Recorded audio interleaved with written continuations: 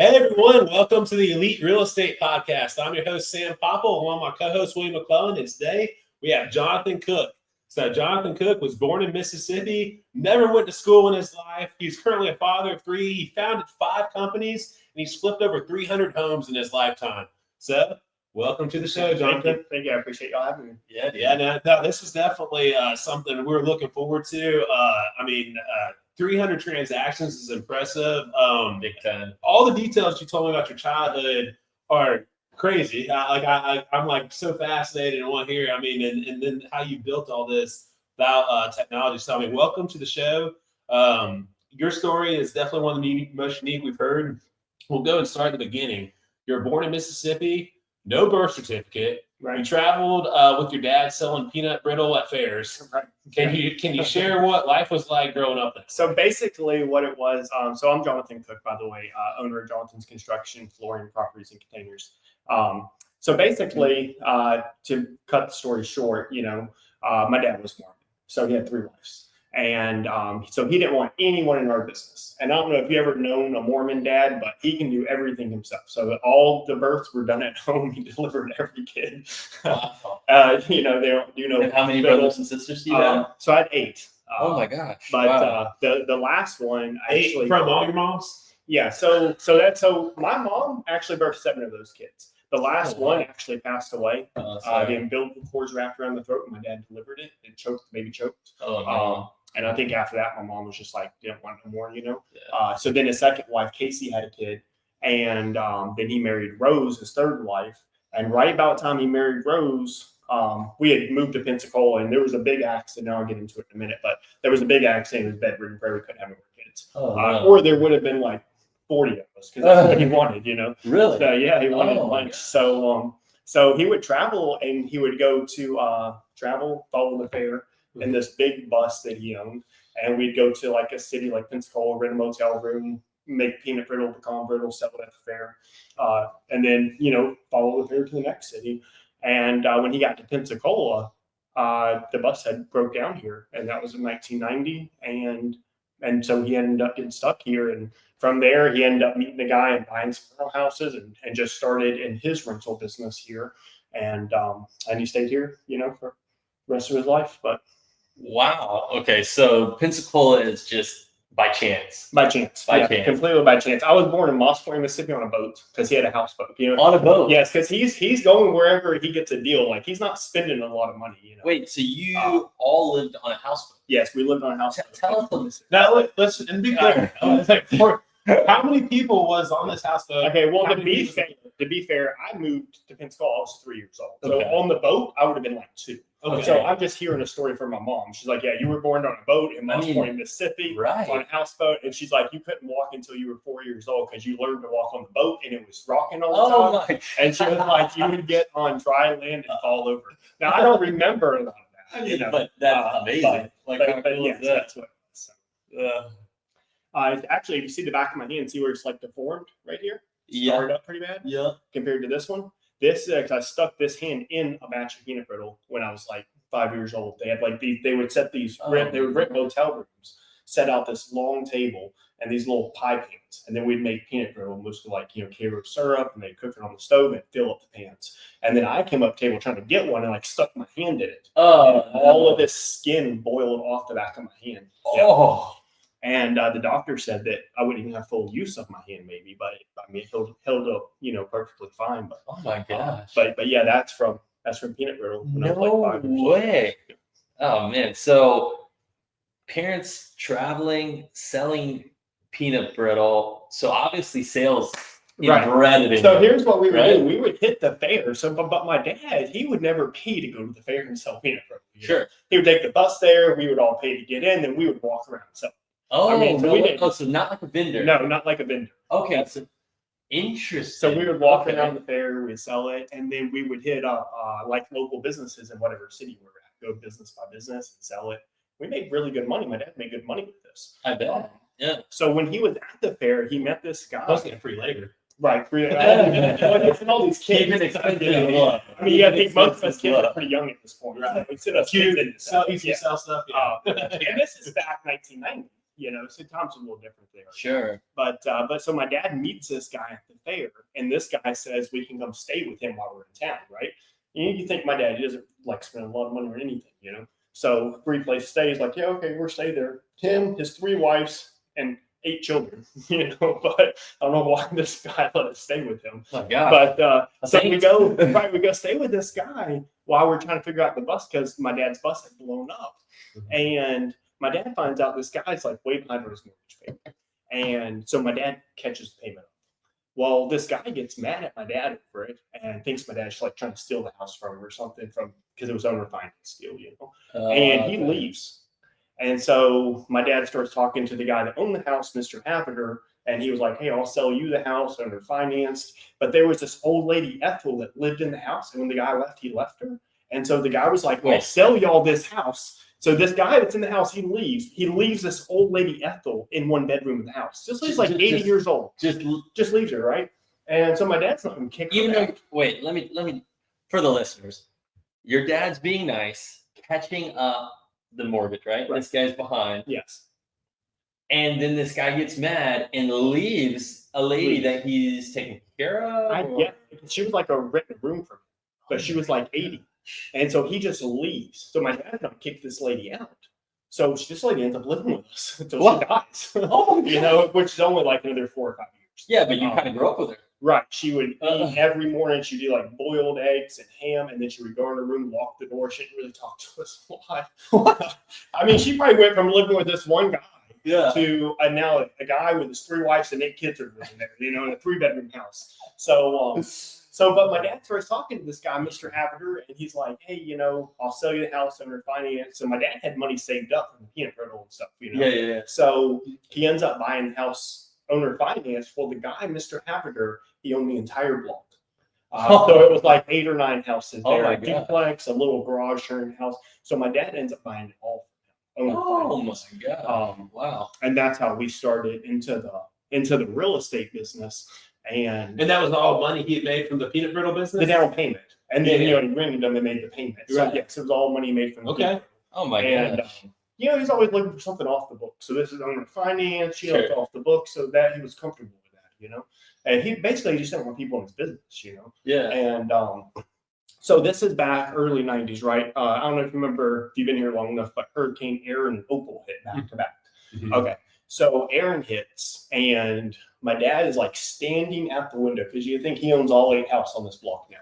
And he's like standing at the window. I remember it like nothing, like yesterday, And he's watching like these big pecan trees just swaying in the hurricane, So hurricane passes, doesn't do anything, and trees don't fall down. But my dad's like terrified these trees are going to crush the whole house. He has no insurance because he don't believe in stuff like that. Right. So as soon as the hurricane's over, he hires this guy to come cut these trees down. These 2 huge trees, right? Obviously, he gets like the cheapest guy he can find to cut these trees down, right? So this guy, the deal is he's going to cut the trees down, but we all have to help this guy cut the tree. That's okay. My dad, So my dad and all his kids are going to help him, cut the tree down. Mm-hmm. So he goes up there and he's probably like, fiending for dope, like tries to cut like half tree at one time. And he ties it off and he starts cutting it, but I guess he realizes it's too much. And so my dad's like, get the hell out of here because this tree's coming at us now, And so he's like pushing us out of the way. And all of us kids, we basically take off. My dad was at the end of the rope and he had wrapped it around his arm trying to hold it and he couldn't get it off and the tree crushed him. And that's how I got bedridden. Yeah. Oh my God. So it cuts his leg off. Whole leg. Yeah. Imagine a whole tree falling on you and then living from that. Like he lives from it. Yeah, and in front of all your kids too. I mean, punctured his lung, broke like every bone in his whole body, like everywhere. And so they take him to the hospital. I don't know how he lives from it, missing a leg. And it was just crushed so bad that there was nothing left of it. It's basically what it was, Yeah. So like a year later, we didn't see him for like a year. So like a year later, they bring him home and like this ambulance. And it's just like bars and pins. Whole body. It's just like in a cast, like whole body, It's bad. So at this point, my oldest brother is like, 14, and all the wives are just taking care of him. Sure. So the only income we have are these rental houses at this point. Yeah. So my oldest brother steps up, starts taking, and then we work with him. And we ended up owning like 25 houses, but our only income was rental off them. So that's why I just grew up doing it. So there was never, we ended up not doing any schooling. I don't think it was planned that way. I think they got so busy taking care of him. Sure. They just needed all of us boys working. Oh my gosh. So how old were you at this time? So I was probably maybe 7 or 8. Wow, man. So and basically, and pretty much in that moment, I mean, I guess your older brother was, a little ahead of you, so but he pretty much grew up, stepped up. So basically, the responsibility of the family falls on him at that point until our dad's better, Mm-hmm. And our dad never walked again, but he lived and he healed up from it, just missing a Really? leg. Yeah, I mean, he completely healed, Oh just my missing a gosh. leg, and he lived for a long time after that. Never got out of bed again, though. Never got out of bed again. But man, He may have died of a heart attack in the bed. What? Yeah, Yeah. went through all of that and died of a heart attack. man, there's just like so much and all that you gave. I mean, because I can first of all, I just want to say like what an incredible person your father was, because I mean, he lost everything. I mean, in terms of his ability, but he had got his family to a certain point, Right. that when he had that fallout, y'all still had those rental homes that were really able to. That was the saving grace. Yeah, we did. And so he owns this whole block. So a couple of years, it's in Brownsville. So he owns from Lloyd to Brainerd, from W to X. Those two blocks. Them two blocks. And so down the road a few years, he meets this guy, Marty Mitchell. And if y'all have been in real estate in the 90s, Marty Mitchell was huge in Pensacola. Mm-hmm. He painted everything like tan and brown. Tan on the outside, brown trim, every house. Mm-hmm. And I know this because when I drive around, I see these old house around. I was like, that was a Marty Mitchell house. I still know it to this day, But he owns basically the whole block on the next on Brainerd Street. It's like 7 or 8 trailers, 2 duplex, and a little house. And so my dad makes a deal and buys that owner financed. And so that's when it really picked up with that. We have both these blocks now. And then from there, he ends up buying more houses later, All on owner finance deals? Yep. Wow. Because he was the kind of went borrowing money from the bank. He didn't owe taxes. They end up losing a lot of the property later in life because he never paid property taxes because he doesn't owe it, Sure. According to him. So stuff like that, but. Did you take any of those concepts into like creative finance deals and things as you started building businesses and some of those? I think so. Core understandings? Or? So I think what a lot of it was just growing up that way. I really learned to look outside the box. Sure. Like not to do the norm. That there are a lot of stuff that's possible if you try and go for it. Our dad was big on thinking outside the box. Yeah. So that actually leads me right into what I was going to ask next. So you've been pretty much working from 5 to 16. How did that upbringing shape the way you see work and life and opportunities today? So I tell you, I can't sit around. If I have more than 2 days off, I'm going crazy. I love working. Yeah. I like being out in the sun. I like doing physical work. It doesn't bother me at all. But growing up in Brownsville, even though I won't say we were super poor or anything, because we did have rental house and income, but we still lived in a pretty crappy house, and we didn't really have much.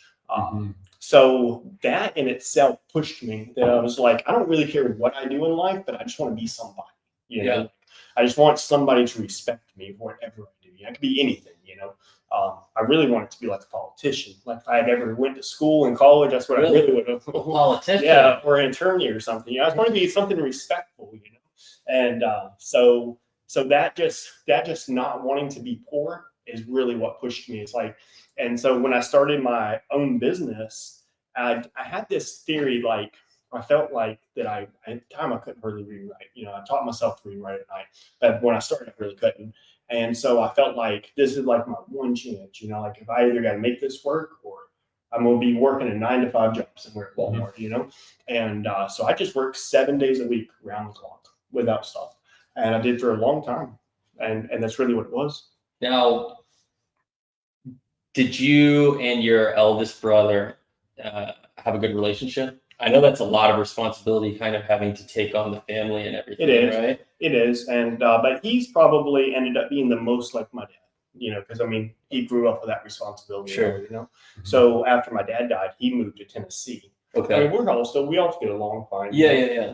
But he has 2 wives looking for his third. So Looking for a third. Aren't we all? So, No, I'm just kidding.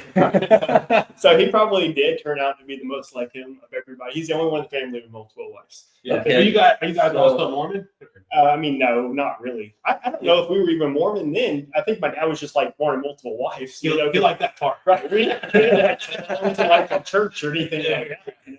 I think he just, because he would always say he's like, I'm Mormon based. That's what he would say. So like the Okay. parts of the Mormons he didn't like, he wouldn't go along with. Sure. He was Mormon based, Okay, so with that kind of foundation and understanding of hard work, ethics, everything you're just talking about, where did you drive into? You said you're teaching yourself how to read and write at night, and that drive is kind of what pushed you to keep going. So what were those kind of like ebb and flows of start business, new business, sales, what you were doing to get kind of where you're at now, some huge, thriving business? Right.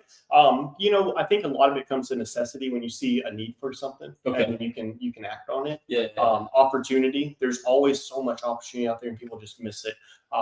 A friend of mine, he used to work at the gas station. Okay. We were just friends because he worked at the gas station by my house. We ended up being friends. I'd see him every day. Sure. And he would tell me, he's like, Johnathan, he's like, I don't know what it is about you, but you have the ability to connect dots people don't connect. And I'm like, the stuff I'm doing is just common sense stuff. I don't feel like I'm doing anything crazy. Just doing common sense. Just common sense. But just the ability to think outside the box, to not just take the norm and think outside the box and just connect the dots. And there's also a point in my life that I got to where it was really, it's going to be crazy, but it was Donald Trump. And early when I was a kid, I seen this CNBC study on him. Mm-hmm. And he was talking about the importance of, they said that he wasn't nowhere near the largest developer in New York, but he was the most known because he put his name on everything and he branded it. And all the other big developers in New York, you could not even name who they were. Sure. And that stuck with me at that point. I was like, Sure. You know what I'm going to do? I was like, I'm going to build a brand. And I was like, I don't care about any company, but I'm going to build a brand name. And because any company you could shut down, but if you still have the brand, you could throw any company under that brand, So tell the listeners like kind of where that led to. Obviously I know. Right. But yeah. So I started with Johnathan's Construction. Okay. And started with construction. Right. So Okay. I'm working for this guy. I leave home when I'm 16. I'm working for this guy named Tommy Tripp. Meet him at the flea market. $50 a day he pays me. And he owns Southern Specialties Construction. So 2 years I worked for this guy. Now, using that example, is Southern Specialties still in action? It is. But it's not a Jonathan's Construction, right? No. That branding, utilizing that. Yeah. Well, no, Southern Specialty was his company, the company I went to work for. No, I know. Yeah. But you were saying like you wanted to brand something with your name on it, right? Yes. Different than every other developer, Right. construction worker, business owner. I just wanted the same brand name across the spectrum. So that way, if I'm like, I get tired of doing construction, I want to do homes or I want to do flooring, open a gas station, then all I have to do is put Johnathan's on it, and all my customer base is going to know whose it is, and going right to it's going to have instant business. You know what? I think we need to take one out. I was actually about to say, well, I guess it's decided McClellan and Popple. That's what it's going to be. We're literally just talking about renaming a couple things, and it was literally that Donald Trump interview when I was like 12 years old, and it stuck with me forever. Wow. And I never thought he would become president or anything like that. Right. I liked him so much as a kid, but from that one interview, and I thought that's so smart. Like I should do that, Yeah. And so, I'm working for this guy, Tommy Tripp, $50 a day. We worked from sun up to sundown. Never got over 8 hours. Right. I never could figure out the math because at this point he's paying me $8 an hour. So I started off $50 a day. I'm making $8 an hour when I leave, and never get over 8 hours a day. I'm working like sun up to sundown with this guy, Mm-hmm. And he was a really cool guy and he was a good friend. But when it came to business, like he would go off and he'd promise anything to sell a job, and then I'd have to go deliver. And you had to figure it out. Yeah, he would go to like the Heavenly Blessing, Salvation Army, pick up homeless guys. I mean, that'd be some of his workers when we need laborers, And he'd be just promise people anything to get the job, and then I got to deliver this job, and. For a couple of years, it worked, because he would tell them and I could get them done, But that making $8 an hour, it started getting to me, And after watching him bid jobs, and I'm just thinking like, this is not that hard. Like I can just do it. I can just do what this guy's doing. I don't need him for anything, So I go on, I move into Salvation Army, and I only knew that place because we'd go there and pick workers up. So, and I knew that you could live there for like a month for free. And then after a month, you had to work and pay like $50. So I was like, I was renting a house on W Street. I'm like, we'll move in there. I'm gonna save all my paychecks.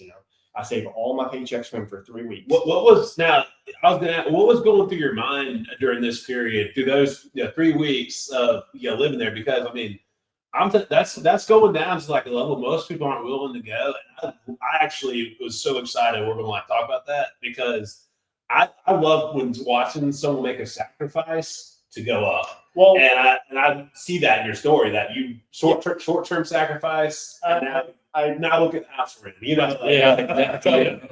But the thing is, I went to the Salvation Army so many times picking workers up, and like I got to know the lady at the front desk, that to me it wasn't a big deal. I was like, I already know this, but I felt comfortable here because I'm going there every day picking guys up, dropping them off. Had it not been for that, I may have never thought about it, or may not have been comfortable going in there. But hell, some of the guys I was bunking with, like they're working with me. They're working with you. Yeah. It's not that big of a deal, They're like, oh yeah, you get a hot meal and you just can't drink it. And if you're there more than a month, you got to pay $50 a week. I'm like, y'all got a maid over here. I was like, got any more minutes? This place, So I stay there for 3 weeks. I buy a van, right? This is 2004. And I start my company. When I start, Shane's like, oh, don't leave. I really need you, all this. Like, you can sub me some jobs. Sure. So we're doing this job for a guy named Jerry Jackson. And he is the president of American General Finance.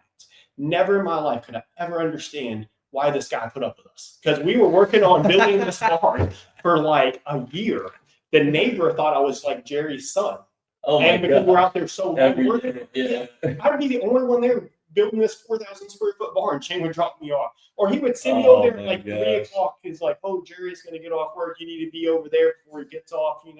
And I'm like, "Why is it?" Because Jerry's a very professional guy. So I'm like, why does this guy not just fire us from this job?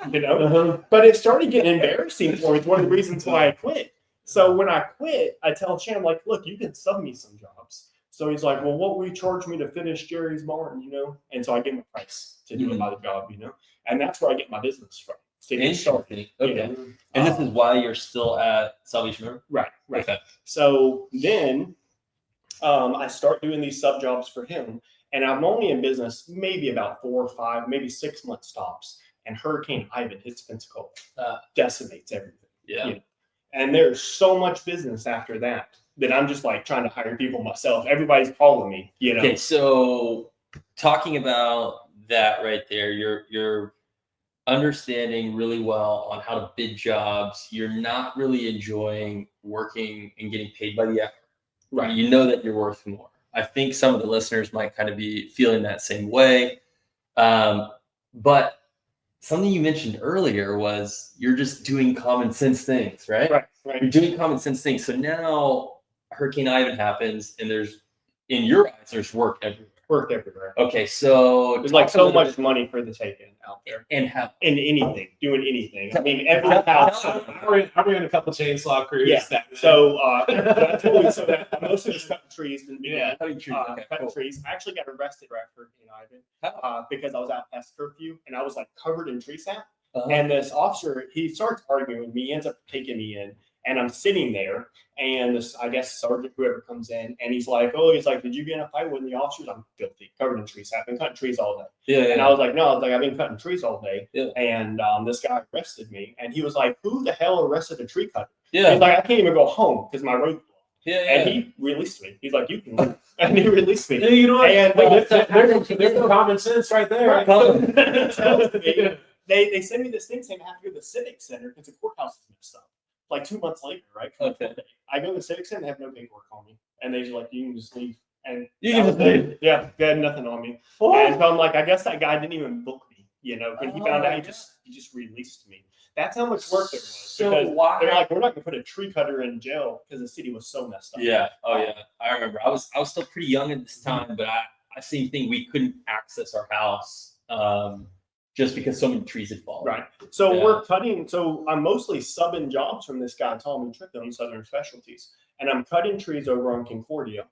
And this guy is next door to me, and his name is Bill Gainey. He still lives here in Pensacola, but he's got a bunch of rental properties, and he's a realtor at Palm Realty. And he's like, hey, he's like, can you give me a price to come cut these trees down, you know? And I was like, okay, you know, I'll go there, give him a price. It wasn't a whole lot, you know. And he was like, I have some more house, I have more work. Probably 'cause my price was really cheap, you know. Sure. And he's like, my son Derek just started custom property management, and they have like 300 houses under management. He's like, they have a lot of stuff that needs to be done. Jeez. And from that, I went into the doing service and property management companies. That was my first property management company. Oh, really? That's that I actually worked pretty for. smart. Yeah. We haven't had anyone on the podcast yet. I know I That's didn't, kinda I didn't talking do about property management. that. I No, worked but you're with them. working to. Right, working, Yeah, I think that's something And, that a lot of people maybe could be interested in, right? If you are good with technical work, with working with your hands or building or something like that, and you want to get out of that 9 to 5, being able to kind of connect with these large property managements, There's large so much business there. HOAs, things like that. Yeah, that's super smart. Like he had like 300 houses managing. So every house, you know, a lot of them got tore up in the hurricanes. So you had tons of work to be done. Mhm. Just steady feeding it to me, you know. And but past that, when all of it's done and over with, I mean, there's just steady business there anyways. Yeah. You know, because tenants are moving in and out. That's flooring, Sure. that's paint. And that's really where I start. You know, I start doing custom property management, and then just down the line meeting more and more realtors. How old are you and at this time? I'm like maybe 18 at this time. And And then how many guys are working for you at this I time? had like 3 or 4 after Hurricane Irene. I probably had like 3 or 4, 2 trucks. Two trucks running. And then are you still at Salvation Army? No. At this point, I'd met my wife, got her pregnant, and rented a house on S Street. Okay. And we moved into S Street. Gotcha. And then 2 of my brothers moved in with me. Okay. Afterwards. Okay, bro. So were your brothers working with you too? So my youngest brother Joseph, the one that works with me now, he was working for the same guy, Tommy Tripp, that I was working for. And Okay. he fell like a tree 60 foot up, broke his back. So he lands on the ground with a chainsaw under his back. Oh. 17 years old, broke his back. No insurance, no workman's comp, no nothing. Oh. So he comes and he lives with me, but he's in a hospital bed. Yeah. And my wife takes care of him. He didn't want to go home. I didn't blame him. I didn't want to go home, you know. So I was like, you can stay with me. My wife took care of him. He actually is fully recovered. Oh my God. He had like 7 pins in his back, put his spine back together. He's got a scar like this down his back. Holy cow. And then my other brother Josh, he does work with me. He lives with us. But so Joseph and Josh are born 9 days apart. 2 different moms. Oh, okay. I'm like, That woman thing, dude. But now they've always called them twins, but they're not twins. They have 2 separate moms. They're looking like 2 separate moms. Josh is September 18th, Joseph September 9th. And eventually Joseph does heal up and come work with me, and he works with me now, actually. I'd probably say he's the most like me, most driven, and he's very driven. So. And what's that age difference between you guys?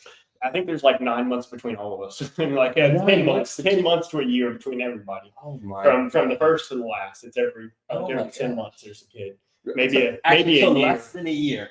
And maybe some a year. Oh, but like me and Joseph, see, I was born in March. Joseph's born in September the next year. So I'm March next year, September. Okay, so you guys are all close. Yeah, all pretty close. close. Okay, gotcha.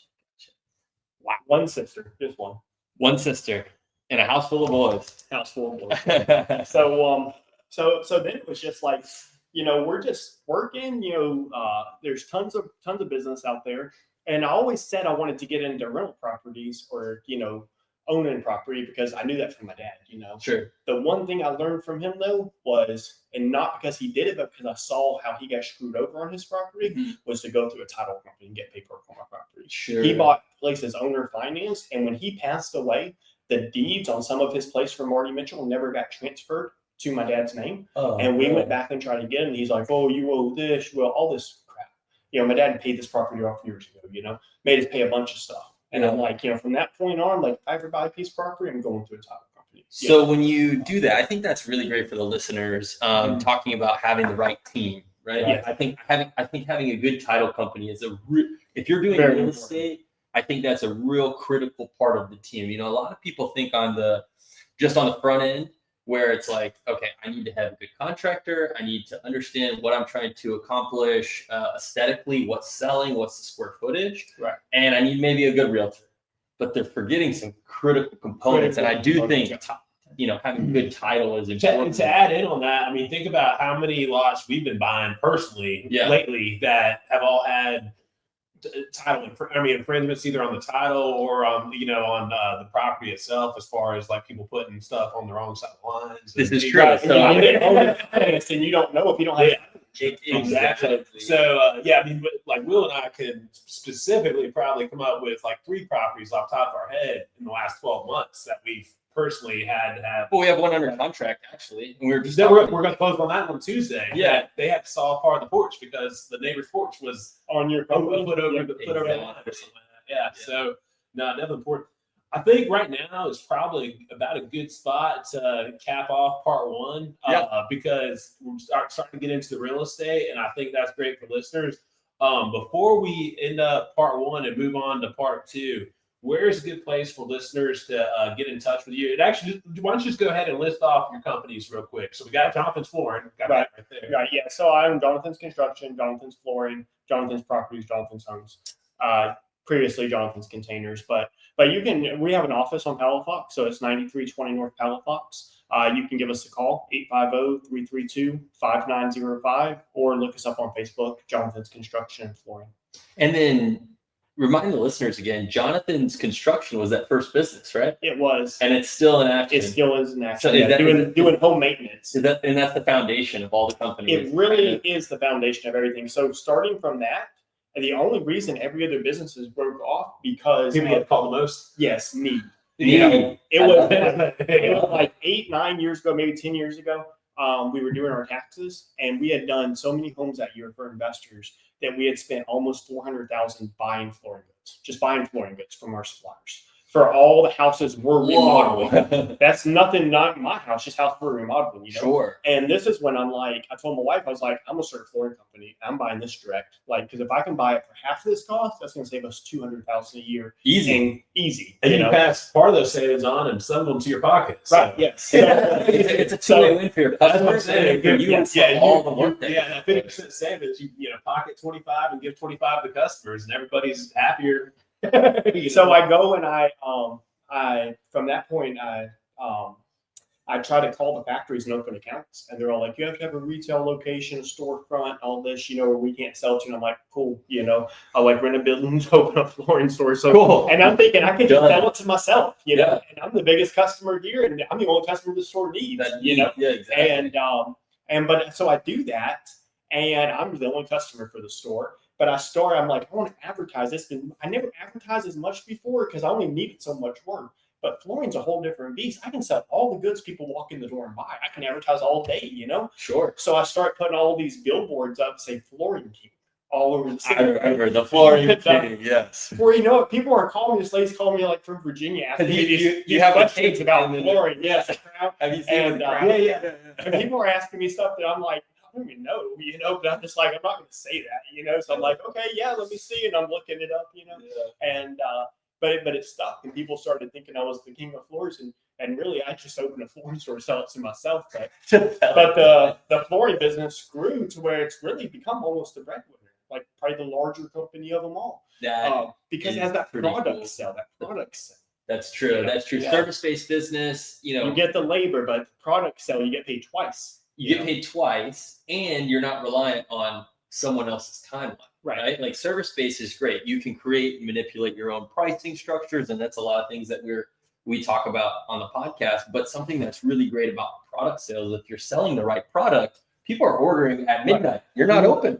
They can make it, or if they're ordering during the day and everything on the background is running, you're getting the shipments coming in. It's just making money in time that you can sleep, rest, work on other businesses. Right. Yeah. And it's all, I was going to say, can't remember what I was going to say now, I forgot, but I'll think of it in a minute. It's cool. We'll pick that up on part 2. Yeah, I think something really cool here is we're going to work into vertical integrations of multiple businesses. So that's exactly what Johnathan's done so well, is stacking businesses that are reliant on each other.